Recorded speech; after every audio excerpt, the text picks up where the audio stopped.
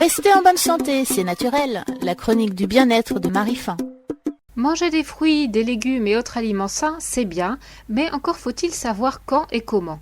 Mal associés, ils peuvent en fait s'avérer nocifs pour l'organisme.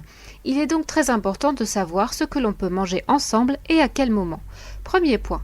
Pourquoi ne peut-on pas tout mélanger? Parce que les différentes classes d'aliments, protéines, glucides, lipides, nécessitent des enzymes différents pour la digestion. Aussi, s'ils sont pris ensemble, l'estomac ne pourra produire qu'un seul enzyme et ne digérer qu'une seule classe d'aliments au détriment des autres. Résultat, une digestion perturbée et à la longue des carences, voire pire. On peut aussi expliquer les choses ainsi. Selon la classe d'aliments, le pH du système digestif est très différent. La digestion des protéines se fait dans un environnement acide, entre 2 et 4, alors que la digestion des glucides se fait dans un environnement alcalin, entre 6 et 8. Autrement dit, il est préférable de ne pas les consommer en même temps. Les lipides, quant à eux, peuvent être consommés avec les protéines ou les glucides. C'est la même chose pour les légumes qui ont une action bénéfique sur la digestion. Non seulement il est souhaitable d'en consommer à chaque repas, mais aussi cela facilite la digestion en raison notamment de leur haute teneur en fibres. Quant aux produits laitiers, ils contiennent aussi beaucoup de protéines.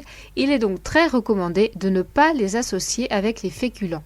Évitez donc le yaourt sucré en fin de repas, réservez-le plutôt pour le goûter. Côté fruits, on nous serine à longueur de temps l'importance d'une consommation quotidienne. Certes, il faut en manger, mais toujours en dehors des repas, au moins un quart d'heure avant ou 3 heures après. Personnellement, je n'ai jamais digéré les salades de fruits en fin de repas.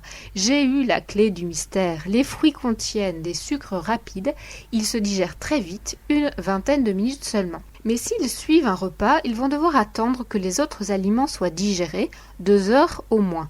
Et pendant ce temps, ils vont fermenter dans le système digestif, entraînant ballonnement, gaz et autres sensations inconfortables.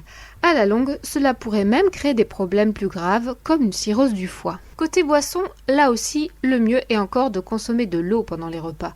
L'alcool, un verre de vin par exemple, acide, va bloquer la digestion des féculents. Il est préférable de le consommer avec des protéines nécessitant aussi de l'acidité. Par extension, tout ce qui est acide comme le citron, la tomate, le vinaigre se consomme avec des protéines et non pas avec les féculents. La dissociation protéines-glucides ne fait pas l'unanimité parmi les spécialistes. Ces conseils sont donc à moduler en fonction des goûts de chacun et de ses tolérances. Mais si vous souffrez de problèmes digestifs, des petits changements d'habitude vous procureront très certainement de grands bienfaits. Pour ma part, j'ai réglé ainsi et sans aucun médicament une acidité gastrique récurrente.